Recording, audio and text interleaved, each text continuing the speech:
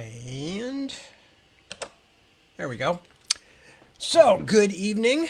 If that's where you happen to be in the evening part of the world, it is currently 7 p.m. here in post daylight savings time, California. Yes, it happened here. Those of you who are, of course, in the States, which at this time of the day is probably most of you, will already be aware of it. And those of you seeing it after the fact won't care because it'll be recorded. But as usual, it's an incredible pain in the rotunda to have to deal with it. Especially, obviously, the spring part where you actually lose an hour. And if you have a late night, you know, reading, just for instance, like some people do, then you get done and you're an hour later, and then all of a sudden you can't get to sleep till 5 o'clock in the morning, and such is life. But I figure I'm old now. I have to complain about things. It's that old Andy Rooney thing from 60 Minutes. You know what I hate. Although actually, compared to a lot of people, I don't really hate that many things. I like young people. I like new trends. I like new music. I like all kinds of things. I like the internet. I'm down with most of modern life. Although the ideas that we had some 25, 30 years ago of how the information age was going to change everything for the better and everything was going to get easier and in one sense there's some truth to that. Certainly things like doing research are way easier than they used to be. I used to have to go to the library and make copious notes and come home with a stack of 20 hardcover books and that kind of stuff. So certainly the internet has made research a great deal easier for fiction writers.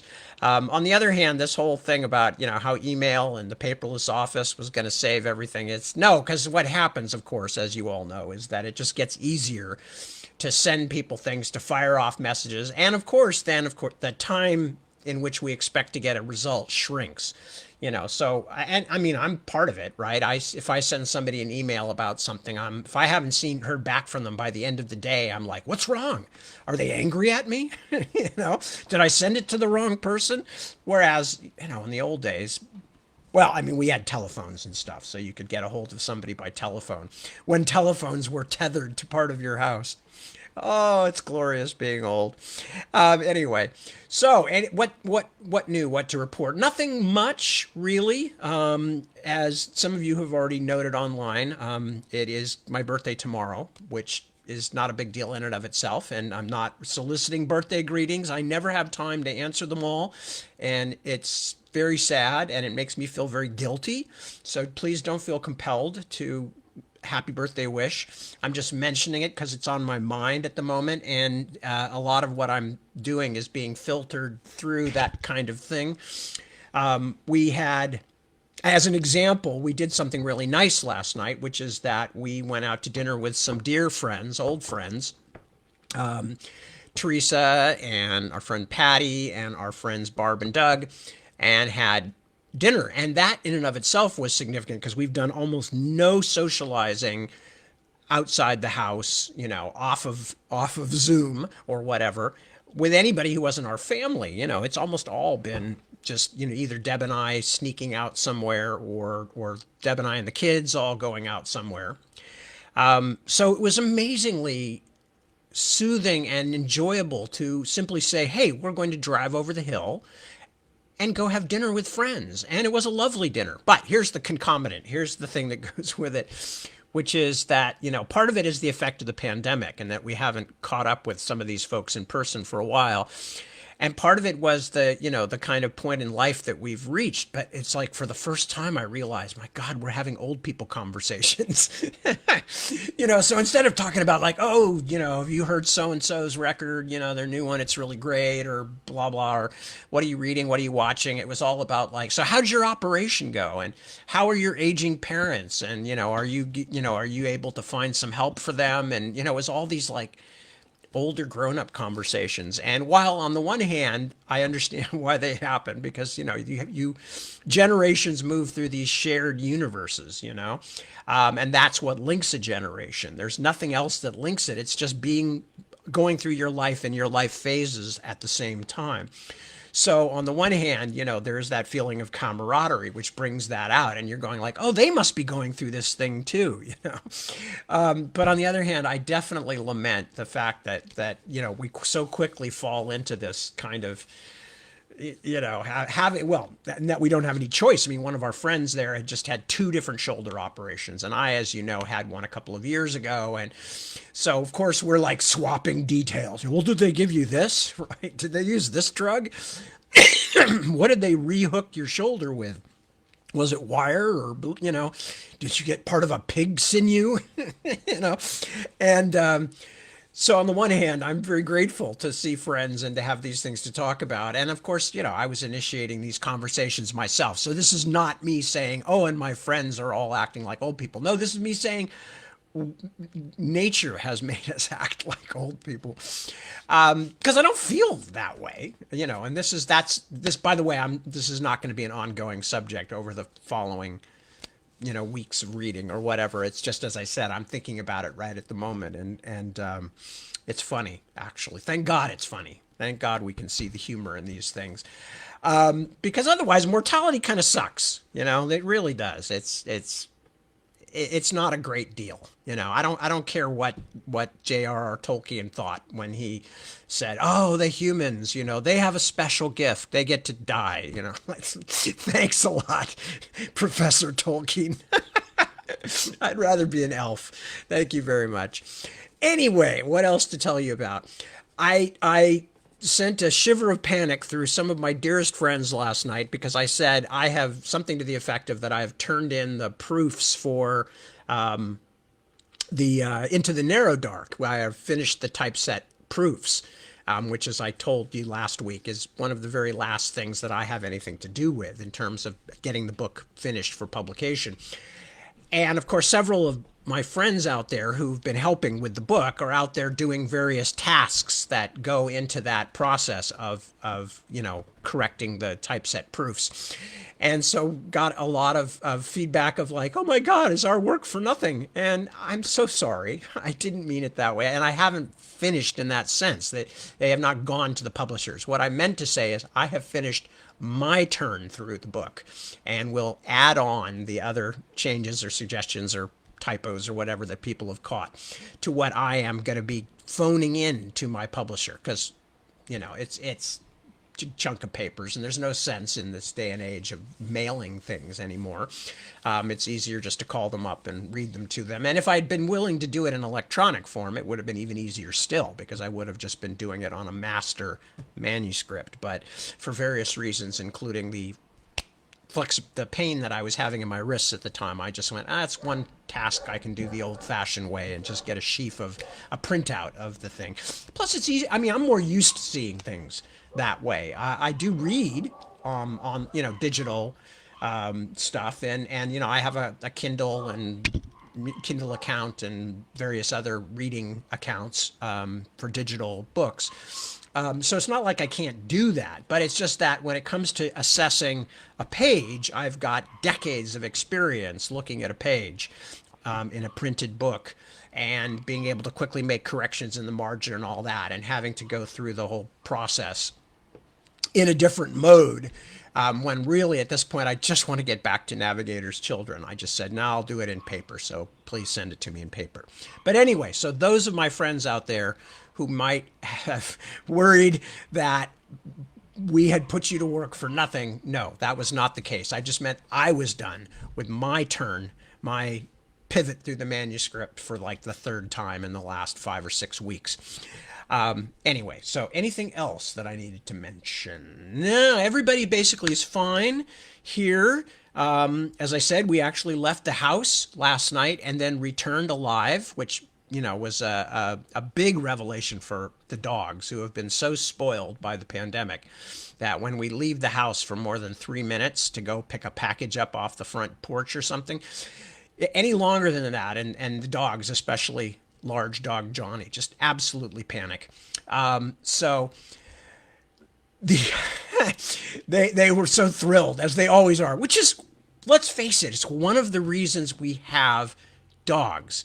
One of the reasons that we have dogs is because even if no one else in your life gives a Fruit Loop about what happens to you, your dogs do. And the things you do are important to them. The way that the things you do were important to your children when they were little, which ours are not anymore. And although they are still loving, kind children, it's like if we exploded suddenly, they'd be very sad. But, their life wouldn't come to an end. Whereas I suspect that Johnny would just lie down, and Johnny the big dog would just lie down and never get up again, if we suddenly disappeared from the face of the earth. So there is a certain joy in coming back and realizing someone missed us. It's a dog, but it's somebody, especially in our household where dogs and cats and snakes and people are all pretty much on the same level of, how much attention we pay to them and how much responsibility we take for them. I will leave it to you to decide whether that means that we under care for our children or we over care for our pets. Anyway, I'm assuming, since I haven't seen anybody say so tonight, that whatever that was that turned the yes, okay, good. Clearly, people are responding to things I've actually said. Last night's broadcast, for some reason, this early morning, 1 a.m. broadcast, just the sound just went out for no reason I could discern, and I dropped the chat window here on the side of the screen, and all these people are going, "Can't hear you. Somebody call Tad. Does he know?" And I went, huh. So I'm pleased to see that that's all working now. And I'm going to quickly say hello to everybody, and then I'm going to get to reading. So first up is James. Hello, James. What up, Mr. Tad? And I say, what up, Mr. James? Good to see you. Ron, hello, buddy. Thank you very much. You were one of the people I was thinking about, although I don't think you were one of the ones worrying that your work was for naught. But I was definitely thinking of you guys and how much work you put in on behalf of me and the Austin Art universe. So can't ever thank you guys enough. Emily, hello, hello. Sasha, good evening to you. Barban, good evening, good evening. Ray, hello, good to see you. Greetings back to you. Becca, good evening, and thank you for the early wishes. Claudia, hello, hello, good to see you. For some reason, it says hello, Tad, hello, everyone, and I saw hello, Tad, hello, Hollywood. I don't know what I thought that meant, but, I kind of like that. Interesting little bit of Tad trivia here. When my friend Josh and I had our cabin in the hills the year after we graduated from high school, when we were deep, deep in our Hunter S. Thompson phase of dissolute living and loud rock and roll and occasional gunfire, we called our cabin Hollywood in the Hills because we were up in the Santa Cruz, actually not horrendously far from where I live now, and purely in topographic sense. We're also up in the hills now. But and we did it was a very cool place. We would make dummies with rubber masks and put them in the trees for people to stumble across, especially people under the influence of psychedelic drugs, of which there were a lot roaming around in the hills there in those days. It was a very entertaining spot, and some friends of mine who were staying with us actually finally shot it to pieces one day. They found our guns, yes, we had guns. I'm not afraid of guns. I don't believe in having guns in a household where you have children or something, unless you're super, super careful with them. But I'm an American. I'm not that, I don't like them, but it's one of those things in American society. We're never going to get rid of them. It's just too ingrained into the culture. That's my personal feeling, and so I kind of, when it becomes a political issue, I kind of go, this is a lot of wasted energy because there's no real education. Education is the practical solution to all these things, not trying to force things to happen. But anyway, that's a whole other story. I'll talk about it in some other form, in some other format sometime, because it's a very nuanced position and it's hard to explain quickly. But anyway, someday I will tell you guys the story of the night we lost our cabin, because it's actually very funny. It was horrifying at the time. Nobody got hurt. Well, no humans got hurt. Only one chicken. But that's as I said, it's a story that I'll tell sometime. It was not my chicken. It was a innocent bystanding chicken. It was a neighbor's chicken. It's hard to explain. I'll tell you the story sometime. Anyway, I have so many stories. I don't tell them these things because I always feel guilty because I'm supposed to be reading. Anyway, Hollywood in the Hills. Wonderful place. We had a great time until it got blown to pieces. So, anyway, who else? Where am I? Kristen. Hello, Kristen. Good to see you. Tim. Hello, hello. Yes, comparatively speaking, I had a great week. No complaints. Kelly. Good evening. And thank you, Kristen. And Steve. Guten Abend. Well, that's good German. That's good job. Sorry, the new box set. Are you talking about the one that we were talking about online day before yesterday or whenever that was, the new Dragonbone chair, etc. If that's what you're talking about, that's Grim Oak Press. Three words, separate words. Grim Oak Press. That's Sean Speakman's publishing company. So you can probably find that just by Googling it. If not, let me know, drop me a direct message or something, and I'll get you the information. So, anyway, so Ron, hello, Ron, again. Good to see you. Vanessa, hello. Just came in. I'm 71. No, I'm not 71. Good Lord, no, no, you're overshot by a few years. What did I say there? That would have made you think 71. Not that I'm, I mean, I hope to make 71 someday in the near future. I hope to make 70 and some of the other 60 numbers too. I'm not intending to end it all in any shape or form this year. Oh, Arizona and Hawaii don't have daylight savings time. All right, so Ron is checking in from daylight savings time. Well, but he's here on time, so he figured it out. So I'm not surprised. Ron is a very smart guy. No, I read from 1 a. No, see, I used Tim. I used to. Now I'm having conversations with people who are not actually speaking, and you people out there going, "What the hell's wrong with him?" Tim is saying, "How did you read from 2 a.m. until 3 a.m.?" No, I now read from 1 a.m. to 2 a.m. Sunday morning. I shifted it back an hour. So what happened was I started at 1, but when I finished it, the clocks went forward, so I was finishing at 3 instead of 2, which is what it was in, my circadian rhythm said 2 a.m., but the clock said 3 a.m. because of daylight savings time. Vanessa asks, what would you tell people who have aspirations for becoming an author in these times, and how is it different from getting published 30 years ago? Actually, that's a very good question, Vanessa, and I'm not sure I'm the best person to answer it because I do come out of that, what I would call the bricks and mortar era of publishing, the end of mainstream not the end of it's still going on, but I was there when that was the only alternative really, other than vanity press, which is was completely disregarded by any serious readers, publishers, etc. Vanity press, for those of you don't know, is paying for your own publishing. Now that is no longer the case, and self-publishing is now a perfectly useful, honorable way to publish, and many people have done very well with it. And it is, there is now not considered to be any distinction between that I know of between a book that is self-published and a book that is published by a mainstream publisher. So I do think that the most important step, obviously, is getting your work into the hands of people who have some influence. Now, whether that's getting an agent who can find you a publisher, or very quickly managing to get your book circulated, publish it yourself and circulate it to people, or whether that is going through the old-fashioned route, which I did, which was unsolicited manuscripts. I don't even know how many publishers read unsolicited manuscripts anymore. In other words, manuscripts that just show up saying, "Hi, I'd like to get my book published if you like it." That's what I did, and I was able to get noticed that way.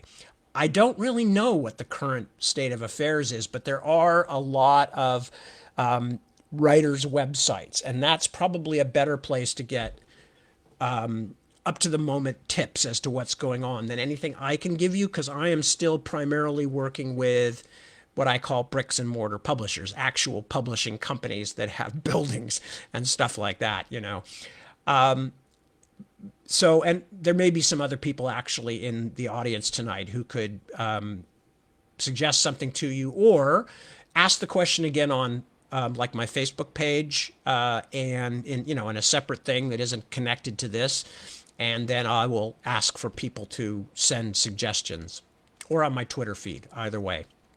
Anyway, so it's vastly different than it was when I got into the field. That's the main reason I'm hesitant to try and make any big recommendations. It's very different, and I don't normally have to deal with it, because I'm still doing it kind of the old-fashioned way. Although Deb and I do self-publish occasionally, but that's not how it's not how I got started. So for someone who's on the outside of, the outer circle, trying to get to get further inside, I don't really know what to say, except get your book to people who can pass you on to the next level, whether that's an agent or an editor or an influential book review of some kind. Anyway, I hope that at least gives you some starter information. Ray, you'll be 48 this year. Oh my God, you're so old. I can't even remember 48. It was back there somewhere. I'm sure. Don't even want to think about what year that was. We were still in the young children phase of life. I can promise you that. Whereas now we've got the great lumping, clumping college age, well, post college age almost stage of things. Let's see. So thank you, Vanessa, for the happy birthday. Thank you all for the happy birthdays. Rose, hello. Good to see you. And who else have we got here? I think I already said hello. Oh, Margaret. Hello, Margaret, and thank you. And stop getting on the page there. All right. So Sasha. Annie. Hello, Annie. Long time. Good to see you. Have I gotten everybody here? We got some more snuck in at the ends. And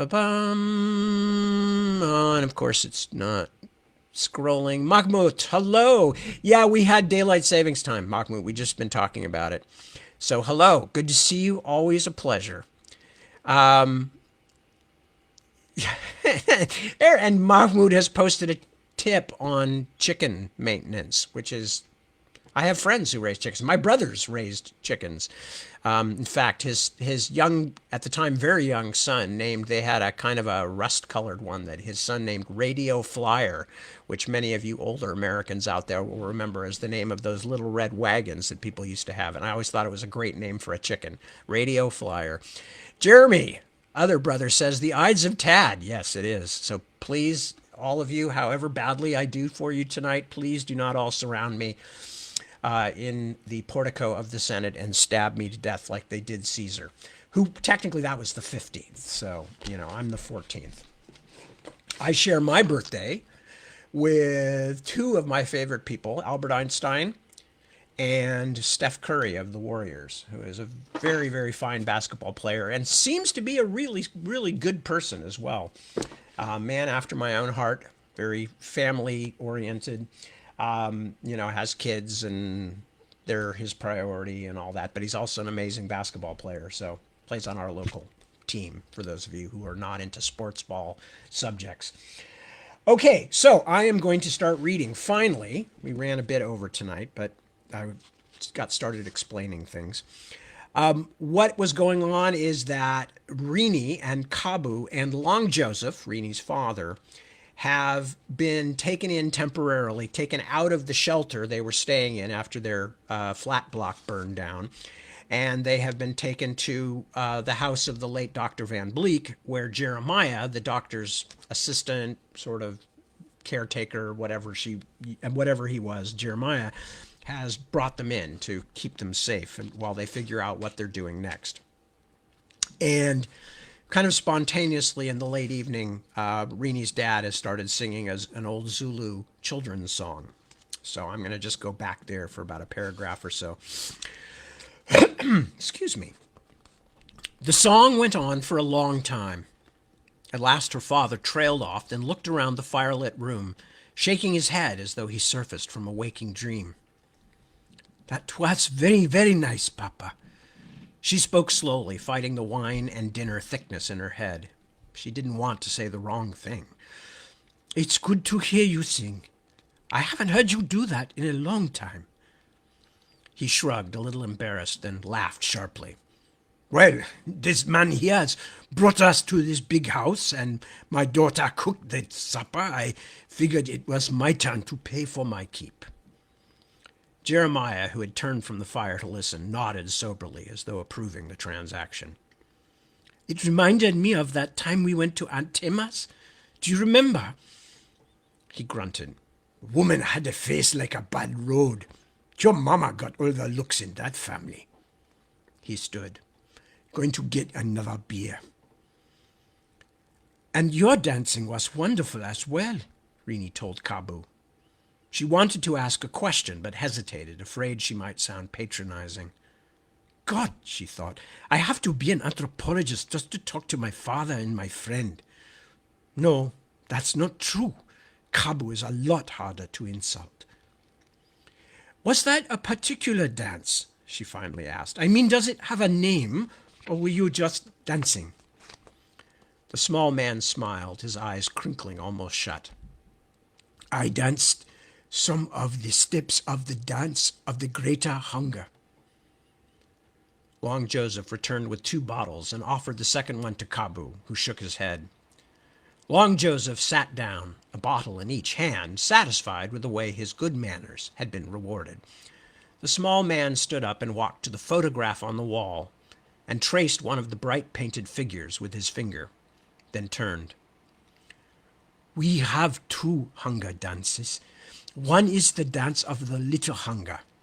That is the hunger of the body, and we dance it to ask for patience when our stomachs are empty. But when we are full, we do not need that dance. In fact, it would be discourteous after such good food as we had tonight. He smiled at Rini. But there is a hunger that is not solved by filling your belly. Not the meat of the fattest eland, not the juiciest ant eggs can cure it. Ant eggs, said Long Joseph in exaggerated tones of outrage. You eat eggs from a bug? I have eaten them many times. Kabu wore a slight smile. They are soft and sweet. Don't even say it, Long Joseph scowled. Make me sick just to think about it. Jeremiah stood and stretched. But it's not crazy to eat bird eggs. Fish eggs. Speak for yourself. I don't eat no fish eggs. As for bird eggs, just from chickens, and that is a natural thing. When you live in the desert, you cannot avoid anything that can be safely eaten, Mr. Sulaweo. Kabu's sly smile grew. But there are some things we like better than others, of course, and ant eggs are one of our favorites. Papa's just a snob, Rini explained, and for all the wrong reasons. Tell me more about the dance, please, about the greater hunger. Call me what you want, girl, her father said with an air of magisterial finality. Just don't put none of them on my plate. All people know the greater hunger. Kabu pointed to the figures in the rock painting. Not only the people dancing there, but the person who painted the dances and all who have looked at the painting. It is the hunger for warmth, for family, for connection to the stars and the earth and other living things. For love? Rini asked. Yes, I suppose that could be true. Kabu was thoughtful. My people would not say it that way, but if you use the word to mean the thing that makes us glad of other people, which makes being together better than being alone, then yes, it is a hunger for the part of a person which cannot be filled by meat or drink. Rini wanted to ask him why he had chosen that dance to perform, but felt it might be rude. Despite his robustness of body and spirit, there was something about the small man that made Rini feel clumsily protective. It was a very nice dance, she said at last. A fine thing. Thank you. It is good to dance among friends. A not uncomfortable silence settled over the room. Rini decided it would be all right if she left the dishes until the next day, and got up to go to bed. "Thank you, Jeremiah, for taking us in." Jeremiah nodded, not looking up. "It's fine. You're welcome.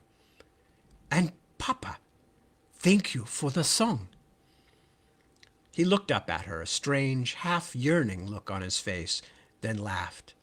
"I'm just trying to pull my weight, girl." She floated in and out of a half-doze, fretful and restless, knowing that there were too many problems without solutions to waste precious rest, but unable to do anything about it.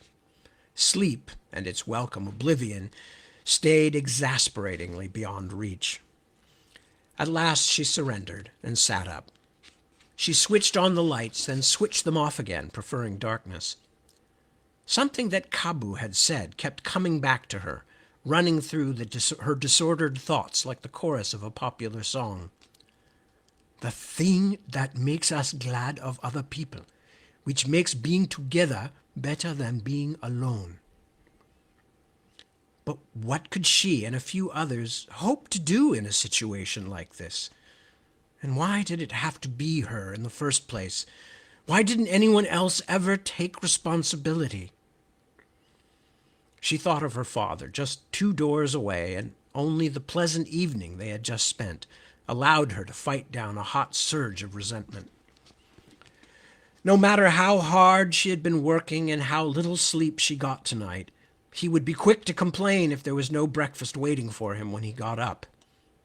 He was used to being waited on. That was her mother's fault, collaborating with some old-fashioned idea of the role of the African male. It must have been like that in the old days. The men sitting around the fire, bragging about some gazelle they'd speared 3 weeks ago, while the women gathered food, made clothes, cooked, took care of the children. Yes, and took care of the men, who were children themselves, really, with their feelings so easily hurt if they weren't the center of the universe. She was full of anger, she realized. Anger at her father and at Stephen for running away from her, although it felt terrible to be angry at him. But she was furious that he should go away, that he should lie in that hospital, silent and unresponsive, rejecting all her love, all her pain. If her mother hadn't died, would things have been different? Renee tried to imagine a life in which there had been someone else to shoulder the burden, but couldn't quite make the thought feel real. A normal adolescence, or at least what would be normal in other places. Nothing to think about except studies and friends. A summer job if she wanted one instead of a full-time job on top of her schoolwork. But it was a purely intellectual exercise trying to imagine such a life, because the person who had grown up that way, who had spent the last 10 years in that life, wouldn't be her. Another Renee, one from beyond Alice's looking glass. Her mother, Miriam, long-limbed and fragile. She shouldn't have gone away. If she had never gone to the department store, everything would be better today. Just her wide smile, which used to blaze suddenly and surprisingly across her dark face, like a hand open to reveal a splendid gift, would have made Renee feel less alone. But Mama and her smile were only memories now, getting fainter every year. "Better than being alone," Kabu had said, but wasn't that part of her problem? That she was never alone. That instead the people around were always expecting her to do something they could not do themselves. She herself didn't ask for things, though. It was easier just to be strong. In fact, it helped her stay strong.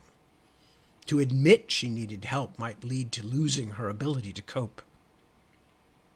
"But I do need help. I can't manage this by myself. I've run out of ideas." "I am doing my best to find a solution, Renee." Martine did not sound very hopeful. "The kind of equipment Singh was talking about costs very much money. I will lend you my own money, but it would not be enough nearly for what you need. I live a very simple life, Everything has gone into my own equipment. Rini stared at the blank screen, wishing that she at least had Martine's Mona Lisa sim to look at. Human beings were hardwired to look at faces for information, for clues, just for the confirmation that another human was out there. Rini was quite accustomed to malfunctioning video on public uplinks, but at least when the screen was out of order, you were usually talking to someone whose features you already knew. She was touched by Martine's generosity, but it was still hard to feel the connection. Who was this woman? What was she hiding from? And, strangest of all, in a woman who worshipped privacy, why had she become so involved with this Otherland madness? I know it won't be easy, Martine, and I do appreciate your help.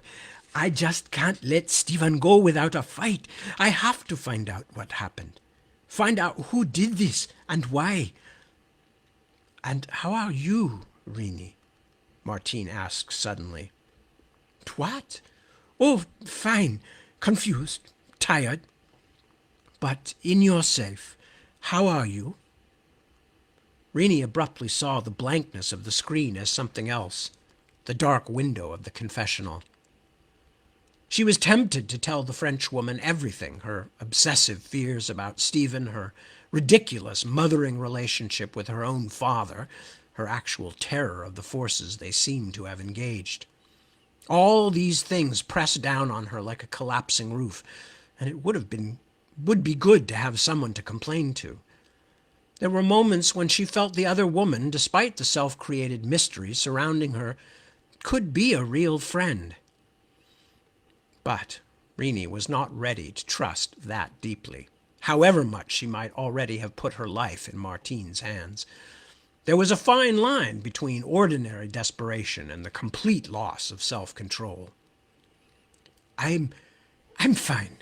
Like I said, tired.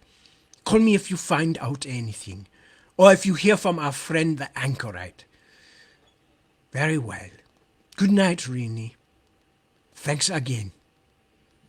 She lay back again, feeling that she had at least done something. When she checked her account at the Poly in the morning, there were several messages relating to her suspension. A warning about cessation of mail privileges, a date for a preliminary hearing, a request for various system codes and files to be handed over, and one flagged personal. Rini, give me a call, please. Del Rey's face had been freshly shaved when he left the message, as though he were on his way to an important meeting. His beard grew faster than that of any other man she'd ever met. I'm worried about you. She had to fight the reflexive little kick in her stomach. What did worried mean, anyway? No more than what you'd say to any old friend who'd lost her job. He had a wife now. What was her name? Blossom? Daisy? Something stupid like that. Why should he care anyway? She dealt with her feelings for Del Rey a long time ago. She didn't need him back in her life. Besides, with all the other things crowding for attention, where would she put him? She had a brief vision of a Del Rey shelf in the closet of her new ragdoll bedroom, and let herself laugh just to feel and hear it. Rini lit another cigarette, took a sip from her glass of wine, an afternoon luxury available to the recently unemployed, and stared out past the security fence at the surrounding hills of Clough. Should she call him back? He hadn't delivered anything to speak of so far, and his message didn't sound like he was promising new information. On the other hand, he might know something about this Otherland place, and more importantly, somewhere she could get access to professional VR equipment. She had to do something soon. If she were forced to give up, there would be nothing at all to tell the board of the Poly except crazy-sounding allegations. Not to mention the fact that Singh, an old man seemingly marked for elimination, would be going it alone. And Stephen. To give up now would be also to give up on Stephen, to leave him forever sleeping like some princess in a fairy tale, but with no hope of any prince making his way through the thorns to deliver the life-giving kiss. Rini put down the wine, which suddenly made her stomach feel sour. The whole mess seemed hopeless. She stubbed out her cigarette and then, since she had decided to call Del Rey back, lit another one. At the last moment, as her pad connected to the UN-COM main number, she heeded a cautionary thought and turned off her visuals. Her assistant had only just gone off the line when Del Rey clicked on. "Rini, I'm glad you called. Are you all right? There's no picture." She could see him very well. He looked a little harried. "I'm fine. I'm having a problem with my pad. That's all." He hesitated for a moment. Wait, never mind. Tell me where you are. I've been worrying about you." "Where I am? You and your father left the shelter. I tried to call you at the Poly, but they said you were on a leave of absence." "Yes. Listen, I need to ask you about something." She paused on the brink of mentioning Otherland. "How did you know we left the shelter?" I went there. I was worried about you." She fought against the stupid schoolgirl flutter. Something about the conversation was bothering her. "Del Rey, are you telling me the truth? You came all the way across town to look for us at the shelter just because I was on a leave of absence? You didn't return my call." It was a simple enough answer, but he looked tense and unhappy. "Just tell me where you are, Rini. Maybe I can be of some help. I have friends. Maybe I can find you somewhere safer to stay." "We're safe, Del Rey. No need for you to put yourself to trouble." "Damn it, Rini, this isn't a joke." There was an edge beyond anger to his voice. "Just tell me where you are. Tell me right now. I don't believe that pad of yours is broken either." Rini took a breath, startled. She ran her fingers across the touch screen. The security gear Martine had sent her flashed its readings across Del Rey's face. One set of characters shone brighter than the others, blinking road hazard yellow. You bastard," she breathed. "You're trying to trace my call." "What? What are you talking about?" But his expression suddenly twisted with shame. "Rini, you're acting very strangely. Why won't you let me help you?" His face abruptly vanished as she cut off contact. Rini stubbed out her cigarette with shaking fingers and stared unhappily at the cable running out of her pad, through the window, and into the house jack. Her heart was beating very swiftly. "Del Rey sold me out." The thought was almost surreal. That anyone could want her whereabouts enough to bend a government official was bizarre enough, but that Del Rey Kiyomi would do that to her. Their parting had been difficult, but never vindictive. What did they do to him? Threaten him? He had seemed frightened. She picked up her glass of wine and drained it. If she hadn't gone completely mad, if what she thought had just happened had really happened, then even Susan's security-fenced, suburban, respectable house was no refuge. Even if Del Rey's trace had failed, how long would it take before the people looking for them made their way down the short list of Rini's acquaintances and paid another visit? Rini unplugged her pad. Then, as if to hide her tracks, she snatched up ashtray and wine glass before hurrying inside. The back of her neck was prickling, and her heart had not slowed since she disconnected from Del Rey. It was, she realized, the ancient fear of a hunted animal. Chapter 26. Hunters and Prey.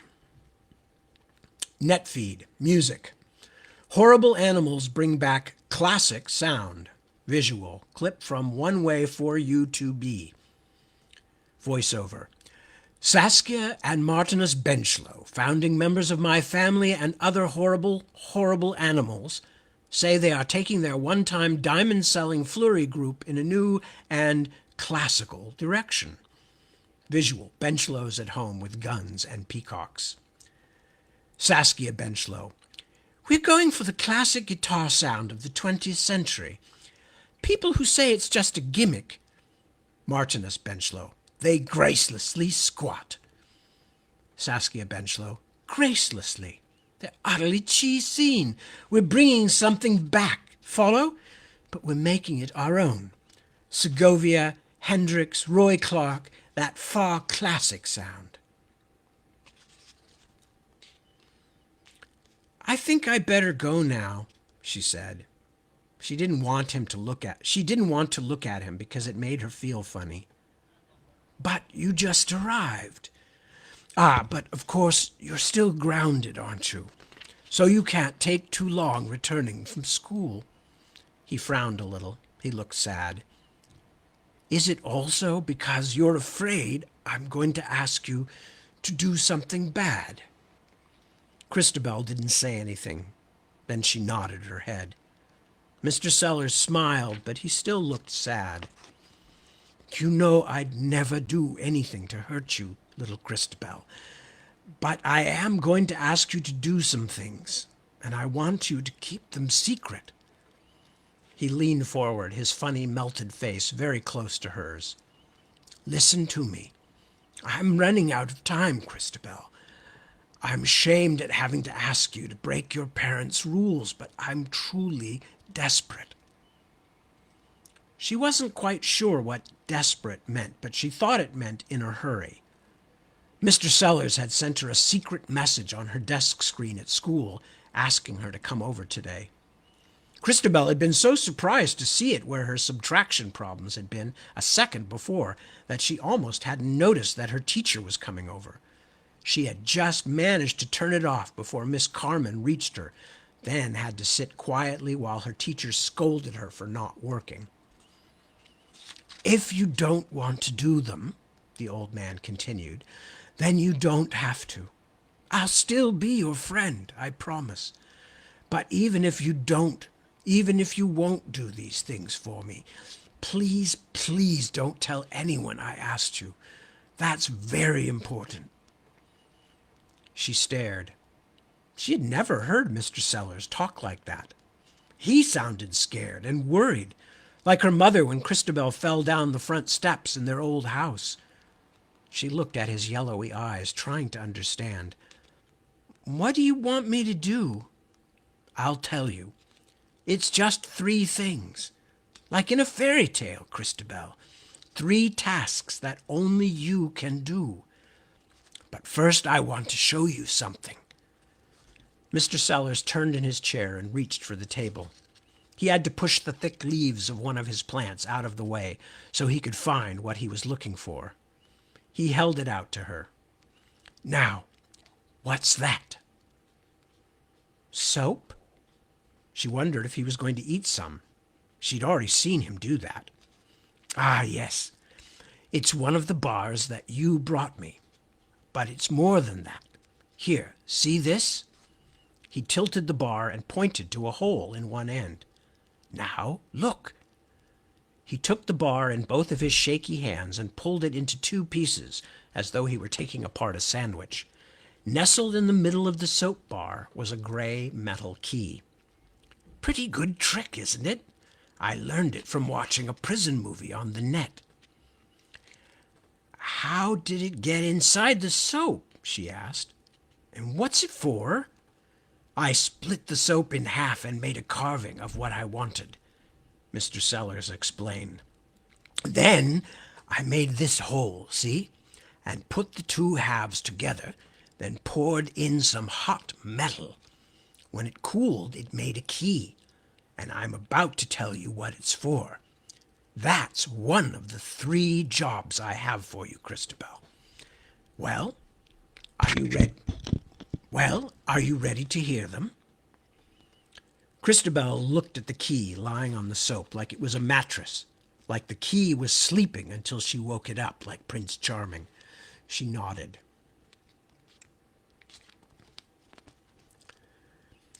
She had to take her bike because it was a long way. Also because she had heavy things to carry in the bike basket. She had waited until Saturday, when her mother and father went to the football game. Christabel had gone with them once, but she had asked so many questions about what the little tiny men down on the green field were doing that her daddy had decided she'd be more comfortable staying at home. On football game days, Mommy and Daddy left her with Mrs. Gullison. On this Saturday, Christabel told Mrs. Gullison that she was supposed to go over and feed her friend's dog and take it for a walk. Mrs. Gullison, who was watching golf on television, told her to go ahead, but to come right back and not to look in any of her friend's parents' drawers. That was such a funny thing to say that Christabel had to stop herself from laughing. It was starting to get cold. She wrapped her scarf tight around her neck and tucked the fluttery ends into her coat so they wouldn't get caught in her bike wheels. That had happened once, and she'd fallen off and skinned her knee. She pedaled hard down Stillwell, then turned across the little bridge and headed past the school. Mr. Diaz, the nice janitor, was dumping a bag of light leaves into a trash bin, and she almost shouted and waved until she remembered that Mr. Sellers didn't want her to talk to anyone. She went down the streets just the way the old man had told her. Lots of streets. After a while, she came to a part of the base she'd never been to. A group of low huts made of wiggly, curvy metal surrounding a field of grass that hadn't been mowed in a long time. In a line behind the farthest row of huts stood another group of boxy shapes that were a little like the huts, but lower and made of cement. They seemed to have been buried partway in the ground. Christabel couldn't figure out what they were for. If they were houses, they were very small ones. She was glad she didn't live in something like that. Starting from the side she'd come in, she counted, just like Mr. Sellers had told her, 1, 2, 3, until she reached the 8th cement box. It had a door in it, and there was a padlock on the door, just like he'd said there would be. Christabel looked around, worried that people might be watching her, just waiting for her to do something bad before they came running out at her like in a police show she'd seen the other night. But she couldn't see anyone at all. She took out the funny, rough key that Mr. Sellers had made in the soap bar and put it in the lock. At first it didn't quite fit, but she jiggled it a few times and it slipped all the way in. She tried to turn it, but couldn't make it move. Then she remembered the little tube Mr. Sellers had given her. She took the key back out and squeezed some goo from the tube into the hole in the lock. She counted slowly to 5, then tried again. The lock snapped open. The sound and the sudden aliveness of it in her hand made Christabel jump. When no policemen with guns and armor ran out from behind the metal huts, she pulled the door open. Inside was a hole in the cement floor and a ladder leading down, just like Mr. Sellers had said. The ladder was rough beneath her fingers, and Christabel made a face, but she had promised, so she climbed down. Even though she had seen nothing down in the hole, she still didn't like going into it. Mr. Sellers had said there wouldn't be any snakes, but he might be wrong. Luckily, it was only a short ladder, and before she had a chance to get too scared, she was on the floor again. When she looked down beneath her foot, the little room underneath the ground was empty of everything, snakes included, except for the thing she was looking for, a square metal door set into the wall. Christabel squatted beside the door, which was wider than she was and half as big as the entire wall. On one side of it was the bar of metal that Mr. Sellers had called the bolt. She tried to wiggle it, but it wouldn't move. She took out her tube and squeezed some more goo.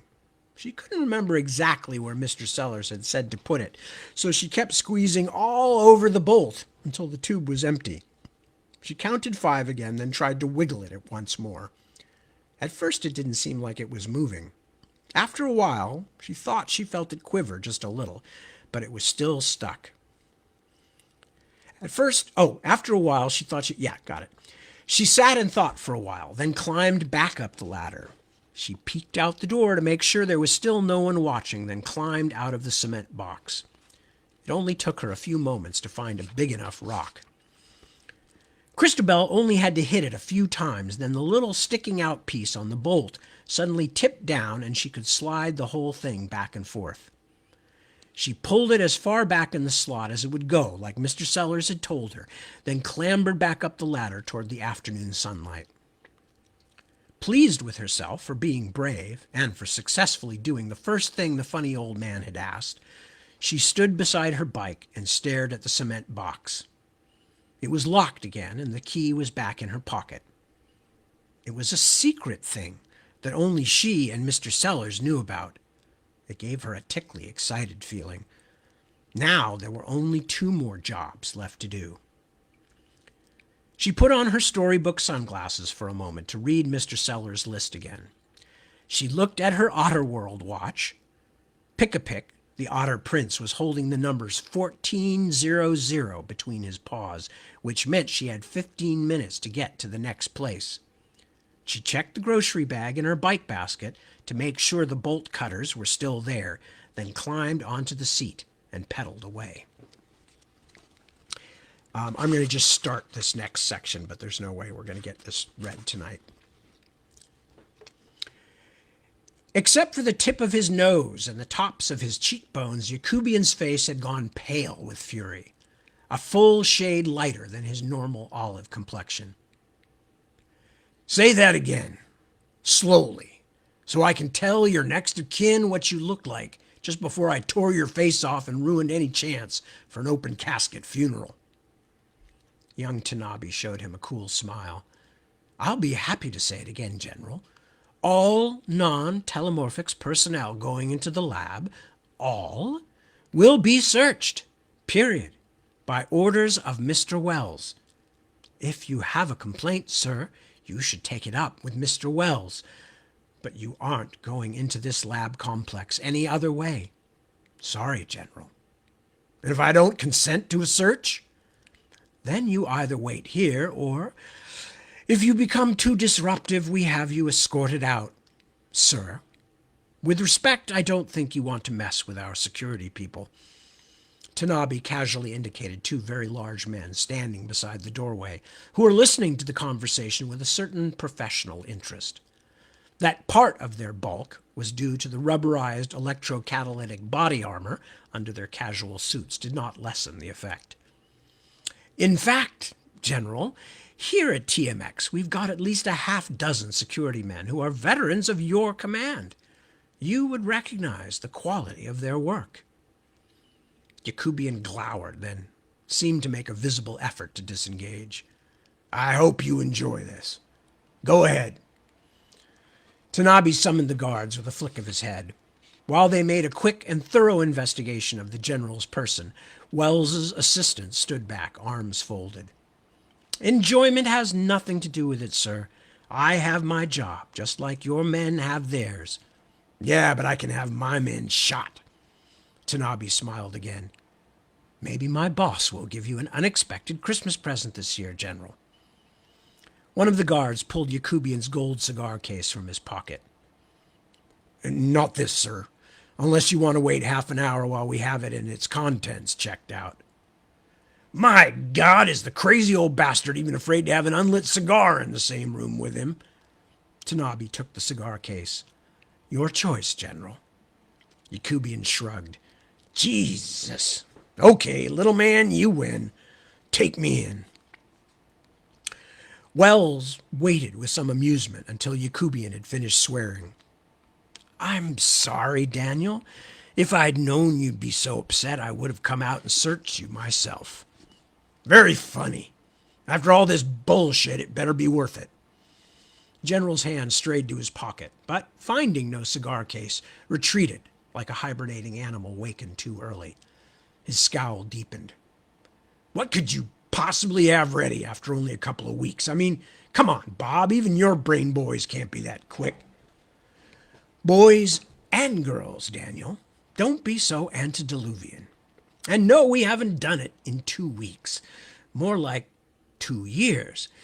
But we've put in thousands of work hours altogether during these last 2 weeks to finish it. Something chimed softly inside the wall. Wells touched the top of his desk, and a drawer slid open before him. He withdrew a dermal patch and placed it carefully in the crook of his elbow. Just my medication, he apologized. So, if you've calmed down, I'll show you what we've come up with. Yakubian stood. He was quieter now, but there was a tightness to his posture that had not been there before. This whole thing was your idea of a joke, wasn't it? Keeping me waiting and that search thing you knew would piss me off. Wells spread his hands. Despite the ropey muscles and prominent bones, they did not tremble. Daniel, that's a little wild. Yakubian was across the office and into his host's body space in a moment. He pushed his face to within an inch of Wells' own, then reached down and lightly finger-touched Wells' hand as it trailed toward the desktop security alarm, arresting its progress. Just don't ever dick me around, Bob. Remember that. Our relationship goes back a long way.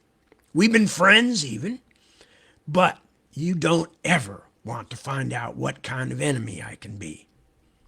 Yakubian stepped back, suddenly smiling, leaving Wells groping for the support of a chair arm. Now, let's go see this little toy of yours. And that's where I'm going to stop. So, and hello, Anthony, who showed up. Lovely to see you. And so, thank you all so much for joining me and all the kind words and kind wishes. I will be back first at 1 a.m. next Sunday night. No, Sunday morning, late Saturday night, early Sunday morning, and then again, this time slot, 7 p.m. TAD time, Pacific Daylight TAD time. And with that, I will leave you with my customary parting, which is please take good care of yourselves. Take care of your friends and loved ones and all others around you that you can help out if they need help, because tough times mean we all need a little help sometimes. Again, I thank you, and I will see you next week. Until then, keep reading, stay smart, and peace.